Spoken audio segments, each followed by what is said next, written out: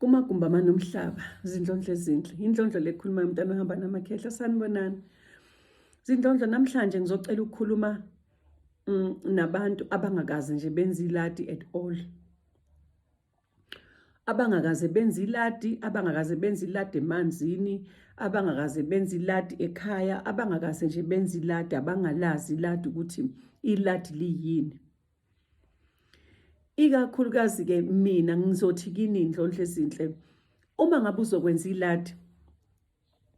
iladi kakhulukazi liyaveza ebusuku uma ulele, liyaveza ukuthi kufanele wenze iladi, kodwa ungeke u-understand ukuthi iladi. Mhlawumbe uzobona amaswiti ungathi uyawaphupha, uwabona emanzini, kwesinye isikhathi uyabona engathi inyama or inkukhu uzenzile, kodwa u-understand ukuthi emanzini emfuleni or bekufanele kwenzekeni awazi. Okay, zindlondlo, uma uzokwenza iladi nje uyalenza iladi ngendlela oboniswe ngayo. Uyazi ukuthi ubona amaswiti, uyazi ukuthi mhlawumbe ubone inje yini or ikhekhe enjengemakhekhe birthday, lamakhekhe la amancanyenyana. Kwesinye isikhathi uthema ubona kakhulukazi amanono, sometimes amanono akaveze i-dick sweet zibe phakathi emanzini, or amanzi athi mayehamba kube namaswiti phakathi. Uma ngale ukuthi hawu, why amaswiti manje? Kodwa uma umuntu wamanono, makhosi, uma umuntu wamanono nje uyazi ukuthi kufanele wenze iladi-ke lapho, uma ngabe usubonile ukuthi uhamba namanono. Amanono kaziveza kanjani? Amanono ayaziveza ngabantwana abancane kakhulukazi. Ubona umntwana umthelela idrinki ephuza, ubona umntwana mhlawumbe behleli laphaya kodwa bayadla phansi. Uma ngabe kuyiladi labantwana, uma ngabe kuyiladi labantu abadala, mhlawumbe nogogo nomkhulu, nakhona uyabona ukuthi hawu, bengiphakela amakhehla, bengiphakela izalukazi, bengenzana engathi bekuwumcimbi nyana, okusho ukuthi bafuna iladi.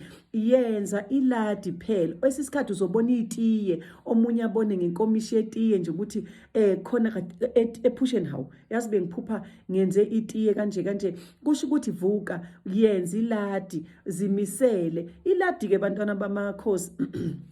Ungalingi uzuthi anginayo imali for ukwenza iladi. Lelo tiye nje likhona, bayathanda itiye, bazoliphuza. Uma ulibona itiye linobisi ephusheni, yes, uzolenza linobisi. Uma ulibona lingenabisi, uzolenza lingenabisi. Ushukela-ke nje cha ungawufaki.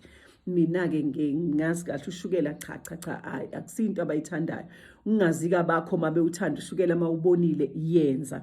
Bese kuwukuthi-ke ngelinye ilanga iladi-ke lasemanzini, ngikhulume ngeladi lasemfuleni. Iladi lasemfuleni uma uke walibona emaphusheni ukuthi bengathi bengisemanzini ngipheka khona, engathi ngibasa umlilo ngiyapheka, noma ungabaswanga wena engathi kodwa kubhize, yabona nje izinto onga-understand kahle.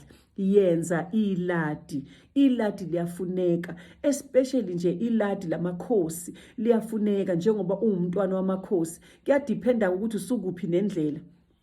Indlela yakho uma ngabe usuyihambile kahle, usuhamba indlela, usubona la uyakhona, uzobe usuveza. Ngithi kukhona phela umehluko bantwana bamakhosi. Kukhona la uthi uyahamba khona indlela yakho, uyibone le ndlela ayihambeki inzima, usabathe uyazama. Mina ngikhuluma ngomuntu-ke manje kwi-initiation, oseyibonile ukuthi kuyi-initiation, uyabona manje izinto ezifunakalayo. Yes, bazolifuna iladi lamakhosi, bazolifuna futhi iladi lamanono uma ngabe unawo amanono, bazolifuna iladi lele lamakhosi-ke. Iladi kakhulukazi bayathanda ukuthi bahlanganise lelo gogo nomkhulu.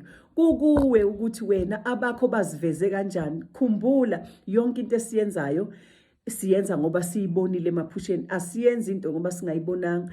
Kwesinye isikhathi-ke kuyadingeka ukuthi kule ndawo ohlala uya kuyo emanzini, ngelinye ilanga nje wokuphathe okuhle, ubaphathele, ubeke lapha ubeke nje, noma ungazange uzowakhanyisa khandlela, uvele ubeke nje kahle. Kodwa-ke ngelinye ilanga ngizoke ngiyenza ividiyo yeladi. Namhlanje bengithi nje angiqhube ngithi yenza iladi mntwana wamakhosi, yenza iladi, sikha information, sikha ulwazi ukuthi uzokwenza kanjani, ubuze mawufanele ubuze. Zindlondlo, siyabonga makhosi.